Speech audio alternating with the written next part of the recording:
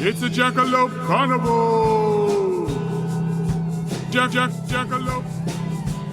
Jackalope Carnival! Hello, and welcome to Jackalope Carnival, a podcast where we look at human belief through myth, history, the paranormal, and the downright odd.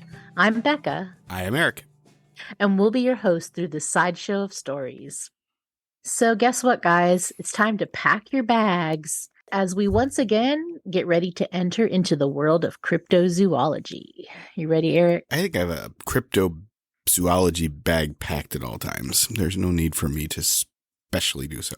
Well, we're going to be doing a little time travel, a little travel across the world, so we have a lot of traveling. It's a good thing you're packing your bags. Today, we're examining stories of flying cryptids, which, to be fair, we've done already this season with the owl episode, but we can't help it. We like a good flying monster story, don't we? Yep, we do. Eric's even talking about having more lined up, so yeah, if you don't like flying monsters, but I think you do. I like me some winged creatures.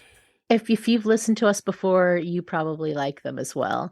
And if you haven't, welcome to Jackalope Carnival, where at least twice a season, we look at cryptids and the people who love them. Me, I love them. Mothman, if you're listening, call me. To be honest, most of the time I see these creatures more as monsters or beasts than undiscovered animals. What do you think? You know what I think. If you've been listening to the show for any length of time. Extra-dimensional creatures. I didn't say it. So yeah, no, but I usually see them more as, monsters, beasts, folklore. But pop culture has named them cryptids, and who am I to argue with social media? That's really the question. We'll call them cryptids. These creatures have been reported all over the world, and Eric and I have picked a few out that span the globe. Despite the distance between our stories, they share a few features in common, not just wings. And one of the most important is their appearances were said to portend doom, and probably some gloom, but probably heavier on the doom. In other words, what are they, Eric? Har-binger. Eric's making fun of me because for the longest time, that's one of those words I had only read in books and never heard said because I was an avid reader as a child. So on occasion, I will say harbinger instead of harbinger, and he's been harassing me all pre-recording with that. You can make the internet, tell you how to pronounce things. So I've been sitting here hitting this button. Har-binger. I'm going to, yeah. Mm-hmm. For the past half hour. It's good. It's a good time. It's a good time. A lot of fun. So I've been hitting Har-bing-ers. Yeah, this one too. Sasquatch. Oh my God. Just for good measure. Chernobyl. There we go. There. Now put that all together and you have today's episode. So we're talking about Har-bing-ers. In case you don't know, it can be supernatural creatures that are believed to foretell an impending disaster or event like Chernobyl, as Eric's computer voice tells us.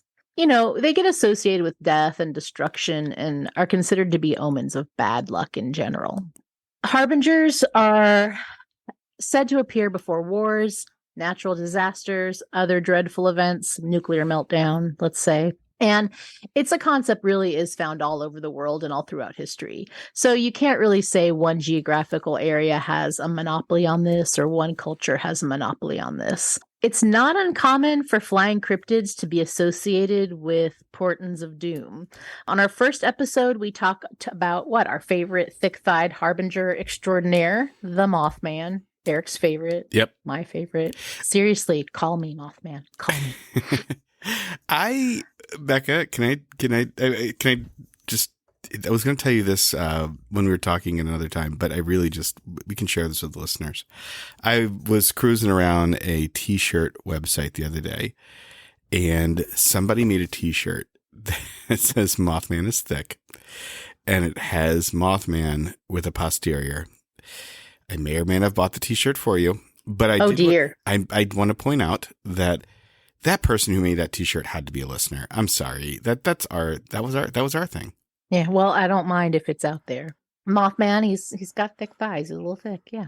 So Mothman, for those you don't know, you're like, who is this Mothman and where can I see his thick thighs? In Point Pleasant, there's a statue in Point Pleasant, West Virginia. He's a winged creature that was sighted in that area in November of 1966, just before the collapse of the Silver Bridge. It kills, 46 people, Eric? That sounds about right. Yeah. And because he was sighted before the disaster, many people think of him as a harbinger. So Mothman. history now say harbinger. Mothman.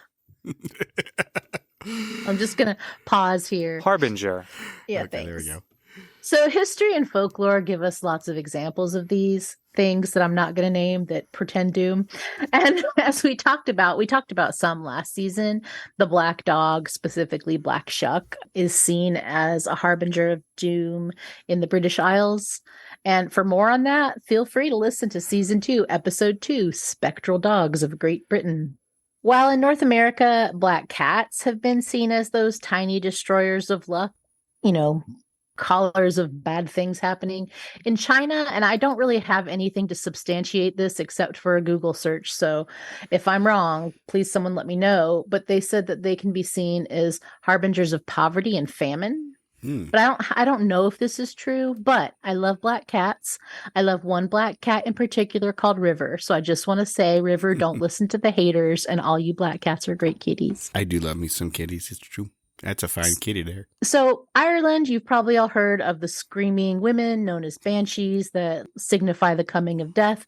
So again, there's a lot of different. Eric talked about the Flying Dutchman a few episodes back. Again, if you see the Dutchman, watch out. What's going to happen to you? We really are this man. Now that you're like, we like doom. We talk a lot about we doom really and foretelling do. of doom. Well, Harbinger, right? It's a podcast about belief, and sometimes our beliefs are closely rooted to our fears, so that makes sense. Have you ever heard of the term pronoia? Do you know that term? I have heard of the term pronoia. You know how? Because I've known you for a very long time. I need a little more in my life, honestly. But yeah, maybe we need to do an episode on pronoia. Eric, why don't you explain pronoia for our listeners that didn't have you emailing them? Was it Rob Bresney? It is. Oh, I love me some Rob Bresney so much. Yes, I know you would send me many. So yeah, Rob, if you're listening, call me. So define the term for our listeners, please. It's the opposite of paranoia, right? It's the idea that the universe is conspiring to shower you with blessings rather than paranoia, where you think that people are secretly plotting your downfall. So that's why I was saying, like, the antidote to the kind of paranoia that harbingers seem to point to might be a nice little dose of Rob Bresney's pronoia. We need some pronoia in our lives. Well, not today, Eric. Not today. We need some. What would be the opposite? I mean, I don't know the etymology of the word harbinger to be able to craft the word that would be the opposite. Well, me, I could barely pronounce it. Come on. So, sometimes also UFO sightings are associated with bad things about to happen too. So I think this all just pretty interesting. It kind of goes a little more for the fears, right? Yeah. Eric, you and I are going to bring our listeners back. We're going to travel through time to a mystical time in history when world celebrities tried to sing away poverty. Hair was big and a dozen eggs cost 85 cents. Those were good times. I'm talking about the 80s, the 1980s. And I have to clarify that for this show because we talk about the 1880s quite a bit too. But we're talking about that era where we were running up that hill the first time. The 80s started off literally with a bang. And unfortunately for both our stories, a bang happens. In 1980, Mt Saint Helens, a long dormant volcano, erupts in one of the most catastrophic volcanic events in American history. The eruption kills 57 people and causes widespread destruction and environmental damage. Mt Saint Helens had been dormant since the mid-1800s. However, there were scientists, such as a woman named Catherine Cashman at the University of Bristol in the UK, and she predicted that it was still active and that there was a really good chance that it was going to erupt again by the 20th century. And if folks had listened to Catherine or considered the fact-based evidence that was given to them by scientists as a portent of doom, or the signs of volcanic activity that began to appear, like small earthquakes or a magma bulge, that's a really good band name. I'm going to stop myself right there and say Magna Bulge is I'm not the ultimate metal band name, right? What was the one we came up with earlier? I can't remember, but Magna. I'm taking Magna Bulge, and that's it. All right, you take it's Magma Bulge is yours. I don't know how I feel about it. So Magna Bulge, it began to push up onto the north face of the mountain. A couple things. I'm going to tell you about a harbinger that possibly didn't come until after the event, which I'm not quite I sure how don't that think that's works. a harbinger. There's a lot of mystery surrounding this, and I shall explain. Mm-hmm. And hindsight's 2020 with this eruption of Mount St. Helens. But from what I understand, it's believed that even though the science may not have been 100% up to speed then, that enough people knew enough to have taken precautions, but there wasn't a lot of communication between science, the government, and the public. It wasn't there. There weren't systems in place. And so for the most part, the people in the surrounding area had no idea what was going to happen. The volcano finally erupts fully in May, and this explosion sends a plume of ash, gas, rock 15 miles into the sky. This massive explosion triggers landslides, ruins homes. The blast can be felt for hundreds of miles. I think my sister was in Oregon then and got some ash on her car. So, I mean, I know Oregon to Washington isn't very far, but far enough that was strange to have gotten the ash from this event. The shockwave, afterward, it knocks down trees. It really flattens buildings. I mean, breathing problems from the ash, ruins crops, livestock are killed. It's destruction. It's, $1 billion in 1980s money. Big. Wow. So 57 people lose their lives, including a geologist named David Johnson, who was stranded on a mountain to study its activity. So that's just tragic. What happens, though, is that before, during, and after, there's some weird sightings. So in the case of Mount St. Helens, there's several sightings of flying cryptids that happened before the eruption.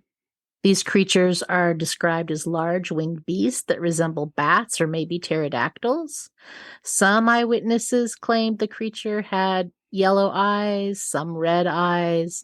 The sightings lead people to believe that there were something about har-binge-ers. But the thing is that, as we'll see, there's not a lot of solid evidence about this.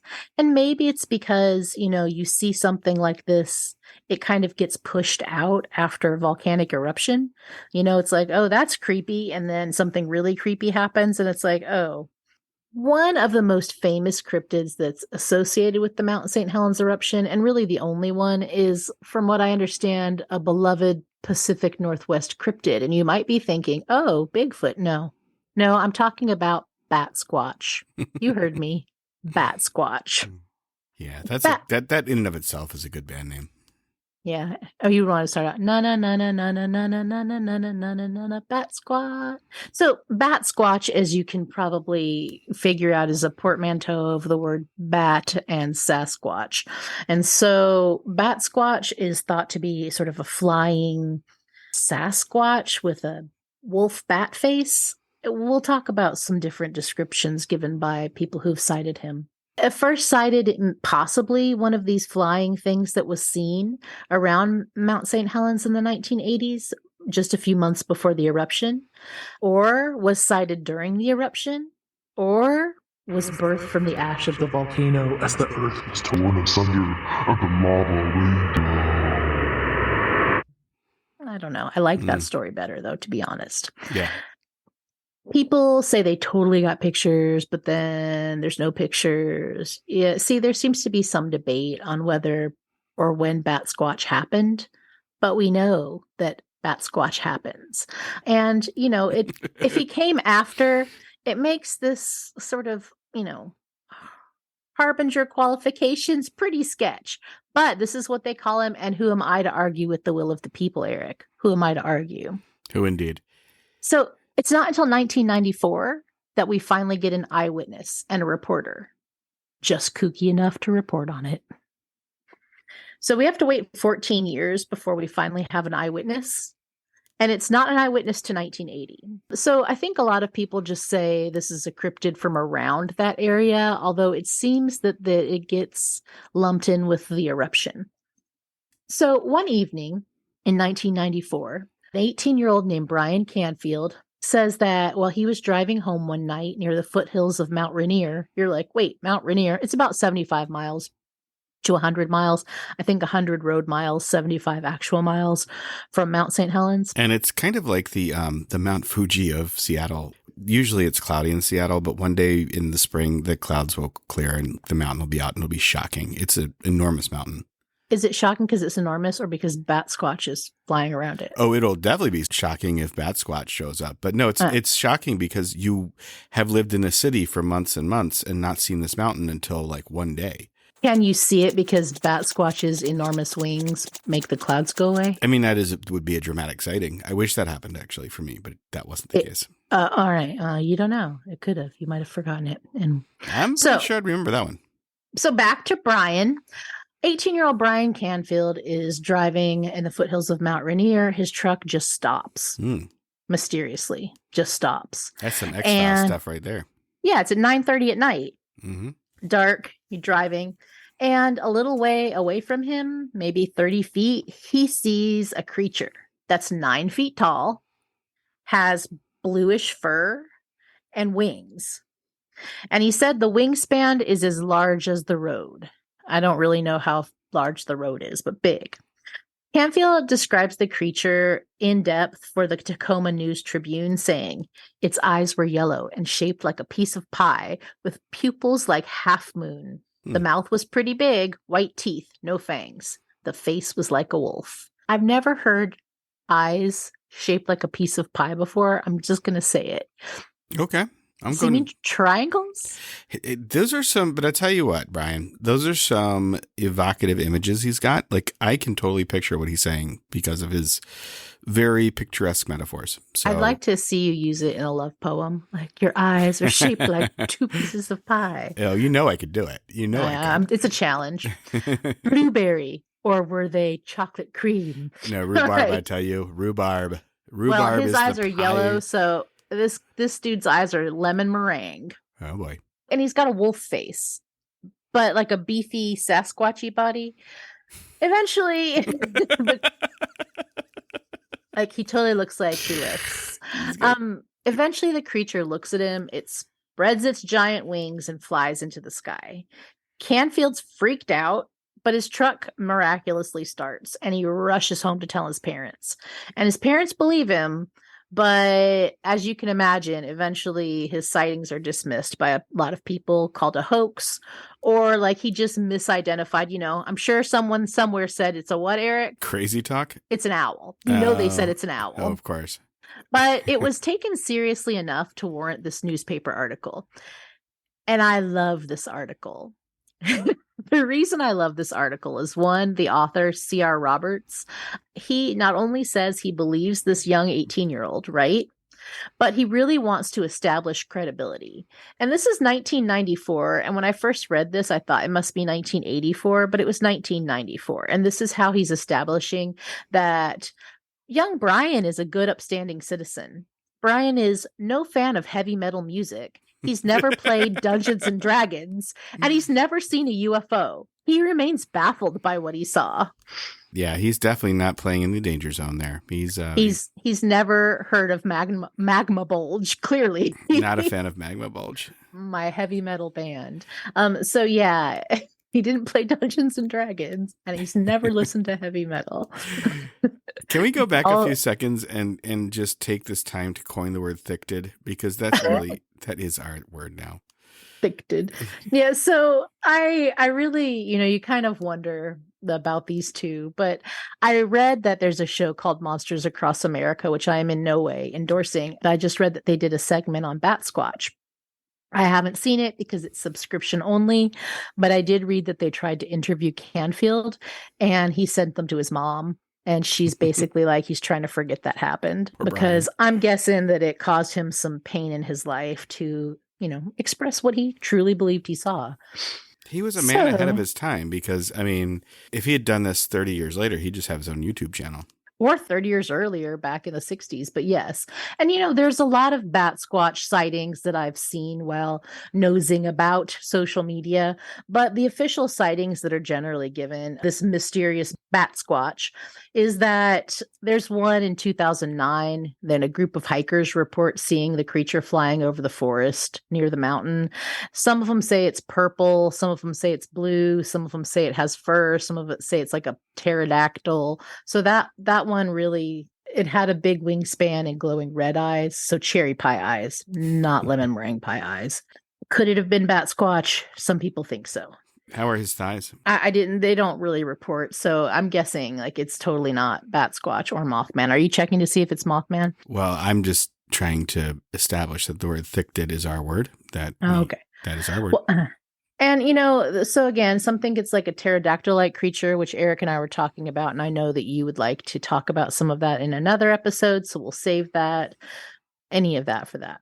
One was reported in Arizona in 2011, where a man's walking his dog at night and claims to see it. So Batsquatch gets around. Another one, 2014 in Ohio. And then most recently, there was one in 2015, but the article is chef's kiss on this. The article that I read is from something called the Salem News Online. It's from 2018, and it gives us a report from Missouri. So Salem, Missouri. It seems in Salem, Missouri, we have another Batsquatch sighting there. And this one really got my interest. A woman named Sarah is driving with her family. She's driving down a dirt road or a gravel road, and her husband's driving, and she sees something in the wilderness. It catches her eye, and she yells stop to her husband. Although, honestly, if I saw that, I'd be like, keep going, keep going. So clearly he didn't have thick thighs. He is not a thick-did. So she is freaked out. She sees this thing, and she eventually describes it as being a Sasquatch type creature with wings, an entity 7 to 8 feet tall with leathery wings from its shoulders to the ground, dark in color with pointed ears on a triangular head. So that sort of wolf face, or that sort of, fruit bat kind of face. Its yellow eyes stared at her, making her feel very uncomfortable, is what she says. She then takes this, and this is why I love this so much. She takes this information to the MUFON, or the Mutual UFO Network. That is a nationwide organization dedicated to, in quotations, the scientific study of UFOs for the benefit of all humanity, where she is then interviewed by a man who is telling the story to the newspaper. So the newspaper is hearing this secondhand from a man named Dr. Emmett Reary. And Emmett Reary is part of the Missouri chapter of the MUFON. He says that he and another man in the MUFON, they might call it MUFON. I really don't know. I wanted that to be true. That's what I was saying in my head the whole time. MUFON. So it might be MUFON. Mm-hmm. I don't know what kind of band name that would be. No, I was saying just like, move on. Oh. Anyway, she takes it to the Missouri chapter of MUFON, and that's where Dr. Reary is. He and another man conduct separate interviews.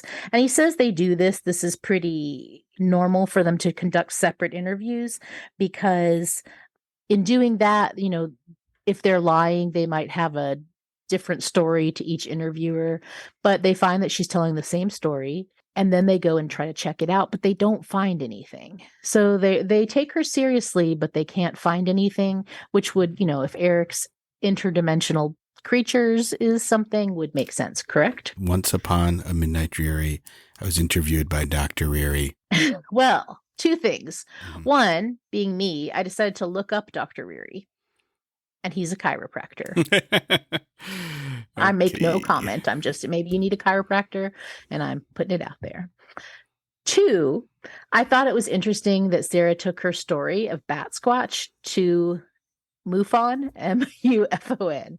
But I found something very interesting. So what do you think of that, Eric, that she sees this creature and she takes it to the UFO? I mean, stress can cause like all kinds of back problems. So she might have actually come to this. I'm just, the tight muscles are tight. She needed an adjustment. But what do you think? Okay. Full disclosure. I am once again watching the full X-Files series straight through. Yeah. So I'm thinking this is all cover up. This is smoke and mirrors, folks. Okay. Because I have a theory. Well, What's not your a theory? theory. I read some interesting things. Okay. So, she's taken her story of Batsquatch. Also, do you think this is one Batsquatch or is it like a colony? Well, a colony is a group of bats. But what do you reckon a group of Batsquatch would be called? I would like it to be called Thickening. a squat of Batsquatch. Okay. So we'll work on that. Yeah, We'll make sure that we're the gonna internet workshop gets it this out one. there. Yeah. Mm-hmm. A thickening. I like it. You want to squat, whatever. So what makes me interested was Batsquatch. that it kind of connects this idea of UFOs is that going back to Washington State, going back to the foothills of Mount Rainier and Brian Canfield. Now, obviously, there's a lot of explanations that people have given for Batsquatch. Some cryptozoologists said that maybe it's a previously undiscovered species of bat or pterosaur. Others say it could be a supernatural creature. Some, and I enjoy this one, is a mutant created by the radiation released during the eruption. Enjoyable theory as well. If that were the case, then it would have to be fought by Godzilla by the end of the movie. Just saying. Anyway, I enjoy this theory. So this Okay. is my personal favorite, is that it's sort of this radiation monster. It comes from, I study religion, so like stuff coming from mountains makes sense, right? In that context. It could be a figment of the imagination. That's probably anyway. So, or as Eric would like to say, interdimensional creature. I mean, why not? But Right? why not? That's my go-to. I'll tell you why not. Tell me This why is not. why Becca. not. Tell me why not. Because in a really unlikely place, I found a really compelling explanation. In his book, And the Cat Came Back, True Tales of Animal Spirit Hauntings, right? So you're like, what? Joshua P. Warren writes on Batsquatch, and he says, and the most revealing aspect of the situation may reside in the location's history, though. So again, the location where Canfield was, the Rainier. That area is where pilot Kenneth Arnold saw UFOs next to his private plane June 24th, 1947. In describing their appearance, he said, they flew erratic like a saucer if you skip it across the water. He coined the term flying saucer. The following month, the infamous Roswell, New Mexico crash occurred. Was the Batsquatch an alien, or is this another example of how a warp-like location, attractive to UFOs, or at least allowing them to be seen, can attract phantomals? Ooh, Aliens. that's I know, phantomals is great beautiful. word. Yeah, phantomal. I like that. Aliens. It was aliens. There you have it. Mystery solved. Clap my hands. I don't know that. Anyway, I think that there is a space where interdimensional beings and aliens could be actually talking about the same thing. I don't know, but I thought you'd enjoy that because you have do. mentioned in previous about Kenneth Arnold and his UFOs. That's right. Yeah, no, we've mentioned that before. Yes, that's right. This is like a revisiting of all of the Jackalope Carnivals before. We've made reference to about a half a dozen so far. So alien, I know I'm becoming that person and it worries me. Aliens. It was aliens. There, it's done. That's we can get a cork board and get like pins and string and just start putting this all Get one. together. What do you mean? We're not supposed to have those. Oh, wait, are we doing separate ones? Okay, so Eric, you got a story now. I do, and it's from the 80s also, and it also is a portent of doom. Tease your hair, folks. It's not big enough. Tease your hair. It's not big enough. I like to do it more in a Robert Smith fashion, say, than a Motley Crue fashion. Just saying. As long as it's big. Yeah, but we both know it was the era of the hair thickening. Yeah, well, we both remember when I had hair. I do remember that. Yeah, those days are long gone. So we're going back to the 80s. Yeah, let's get the not fun part out of the way first, okay? We're talking about the Chernobyl well, I don't think it was a meltdown, but it was a nuclear accident. It was an explosion of reactor 4 at the Chernobyl nuclear reactor. This was at the time, the Soviet Union, today, what would be Ukraine. The area spewed out so much radioactive waste and material that even to this day, there is a zone around the accident that you're not supposed to go near because it's dangerous and radioactive. And I've seen many YouTube videos of people absolutely ignoring that. Yeah. And it's kind of interesting because it's become a little bit of a unintentional wildlife sanctuary because people don't go there. Right now there are wolves and rabbits and all kinds of Batsquatch, probably lots of Batsquatch. Well, funny you should mention that because they do have their own winged cryptid. However, this one is kind of understated. The name that has been attached to him is the Black Bird of Chernobyl. Oh, yeah, that's nowhere near as fun. No. I mean, because Batsquatch really kind of tells you what it is, right? Like it's a flying cryptid. So, yeah, he's understated. He's just called the Black Bird of Chernobyl, which, you know, there are other known to science birds that are black that also live in Ukraine. So that's not what we're talking about here. We're talking about a creature that, by a lot of accounts, has a close to 20-foot wingspan. Oh. But otherwise, because that's quite a bit longer than what Mothman was said to have had. Mothman, according to most accounts, had wings that were not large enough for a creature of his size. Mothman is said to have had about 10-foot wingspan, which actually would make his wings shorter than a modern-day condor-ish. Whereas this is like a creature with a 20-foot wingspan. This is a big creature, but it looks like Mothman by the description. It's black. It's got glowing red eyes. It's said not to have like a very pronounced head, but rather sort of like red glowing eyes where its chest would be. And that creature in my head looks like Mothman. What are its thighs like? It is a thictid. I tell you what. No, but so it doesn't, I don't understand. It has eyes in its chest. Mm-hmm. Yeah. Imagine a humanoid-like creature, right? Just without a head. And I mean, it's dark, so you can't really see the features. Okay. So it's just like I don't know, like a square-ish thing. That's right. It has no pronounced neck. Rather, it's sort of like the head just kind of merges with the torso. In the way that kind of detractors would say, like, oh, you mean like an owl? Well, yeah, kind of like that. There is no owl with a 20-foot wingspan. I'll tell you that right now.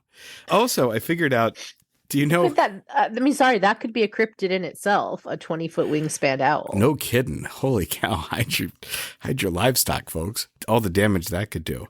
But, you know how in the United States, whenever there's a winged cryptid, they trot out the sandhill crane. Oh, it was a sandhill crane. Well, in Europe, they trot out storks. Oh, it was a black stork. No, it probably wasn't. I'm not saying you have to believe. I mean, if you're talking about something that doesn't have a head or a neck, that's kind of an odd comparison. Oh, exactly. And storks, while big, have nowhere near a 20-foot wingspan. So, and plus, we both know that storks they're the opposite of thick. They have bird legs, literally. They're busy delivering babies. I mean, my goodness, they just don't have time to do. Sure. I find it an unsatisfying explanation. I'm not saying that one has to believe in the Black Bird of Chernobyl. I'm just saying that it's certainly not a wood stork. That is kind of ridiculous. But here's the thing, and I was thinking this while you were telling your story. There's a time period. So in the 19th century, media was actually pretty democratic, right? Like printing presses were the height of technology. And every little town had several of them usually, right? Like Baltimore had literally dozens of newspapers. At that time, if you go back and you're looking for primary sources from the 1800s, from the 19th century, you find all kinds of wacky articles because it's kind of like blogs, right? Like every little printing press is pushing out stories of varying levels of veracity. I would say that in the 20th century, especially kind of after the era of yellow journalism, so we start getting a real centralization of media, and they act as gatekeepers. It doesn't surprise me, for example, that your account of Batsquatch doesn't come out until 94, because what you see happening, of course, in the 90s is the redemocratization of media because of the internet. So we start seeing in the 90s, this is totally my interpretation. Feel free to push back or disregard.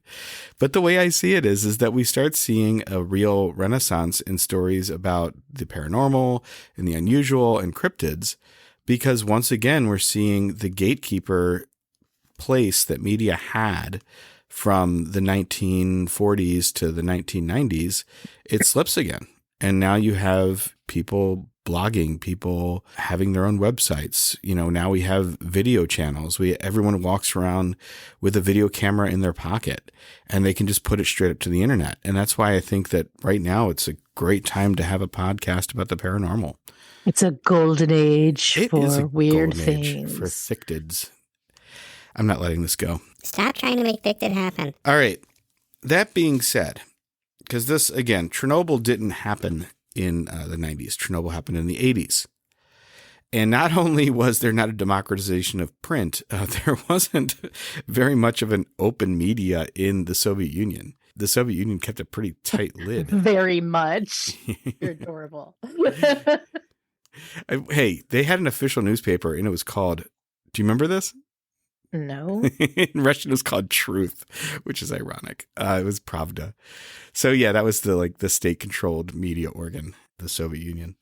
So they weren't reporting on this, right? So this story won't get out again until the 21st century. In fact, all the stories that I found about the blackbird of Chernobyl can be traced to a person who was just publishing in 2019. In news.com.au, which is an Australian news outlet, Robert Maxwell, who's a researcher at the University of Sydney, is a Chernobyl expert, and in fact has been to Chernobyl to do archaeology there. He's been one of those people you were talking about that goes there. And by the way, Robert Maxwell, Dr. Maxwell, you are definitely one of our people. If you reach out and get a hold of us, we would love to interview you. Becca, can I tell you, I was looking at his CV. Can I tell you He's not a chiropractor, is what you're telling me. He's not. He's an archaeologist. Here's two of his papers that he wrote. Defining the Fringe, Paramidiots, Paranoia, and the Paranormal. Or how about this one? The radium water worked fine until his jaw came off. Oh. The changing role of radioactivity in the 20th century. These are two actual papers written by Robert Maxwell. Beautiful. Mm-hmm.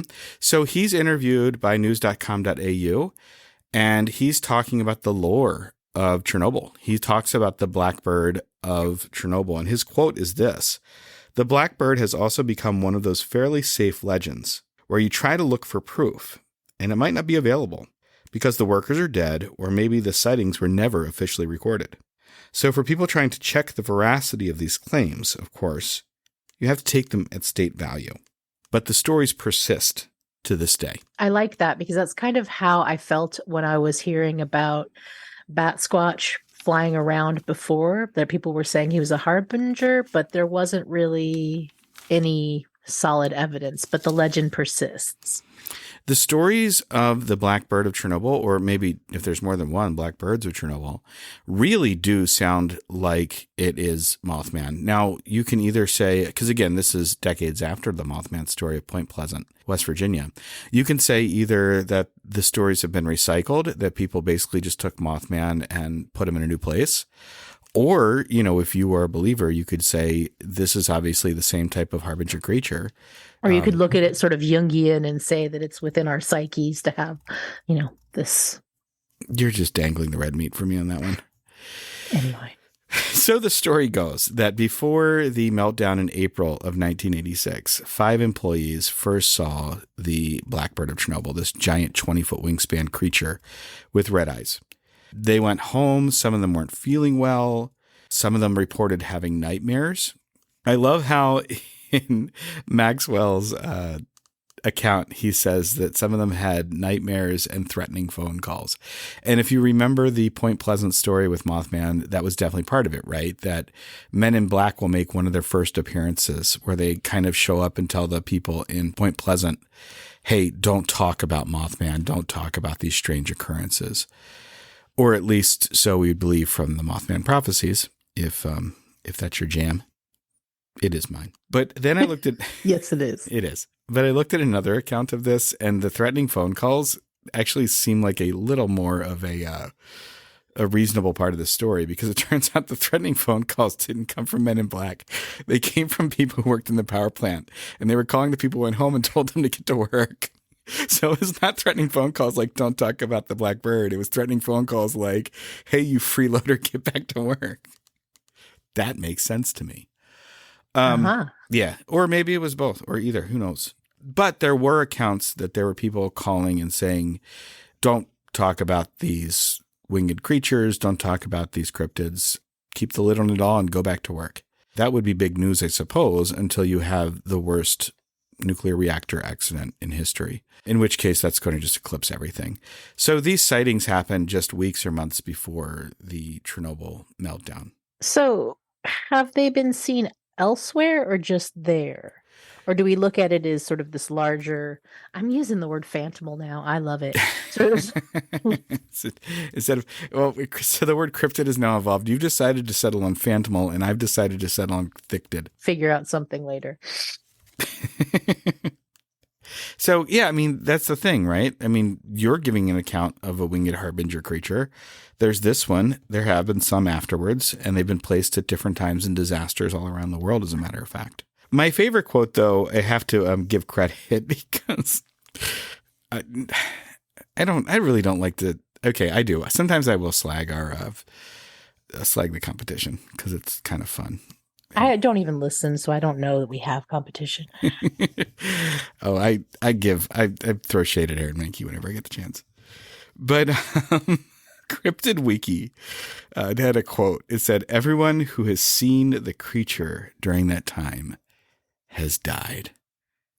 And I'm like, it was a while back, and if they were adults working, it was 1986, and they were exposed to radiation. Yeah, I was gonna say if they were adults working there, then yeah, they would have. But right, yeah, that's like saying, Becca, everyone who drank water in 1850 has since died. Right. That is pretty funny, though. Good yeah, thing. I'm sorry, but I don't think they're black storks. I know you don't like to come down on these, but I will. Could this be a legitimate, some kind of creature that is some kind of harbinger of doom? Why not? The stories certainly seem to match up. The one thing that makes me pause is that I can't find a single source before June of 2019. That's when the Robert Maxwell interview happened. And Robert Maxwell is willing to go on record and give his account of the blackbirds or blackbird of Chernobyl. But I can't find anything older than that.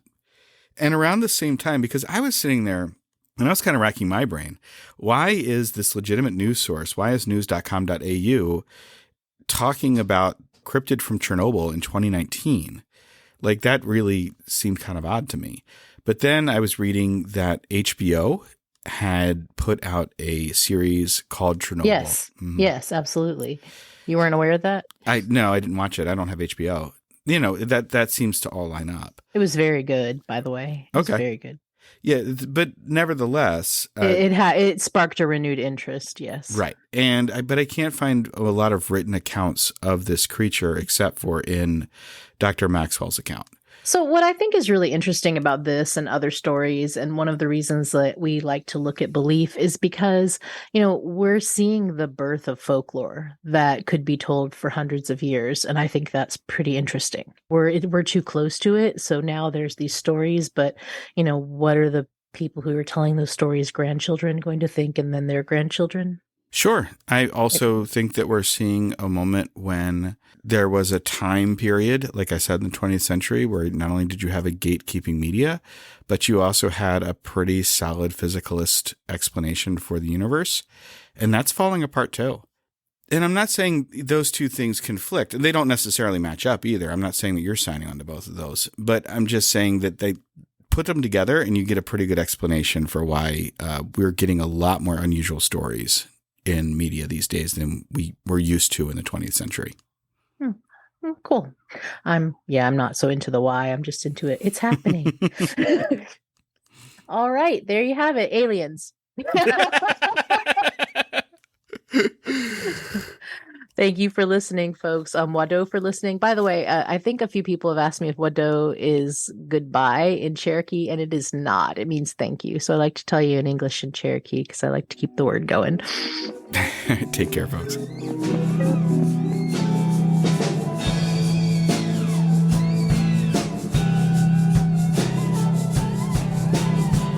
Jackalope Carnival!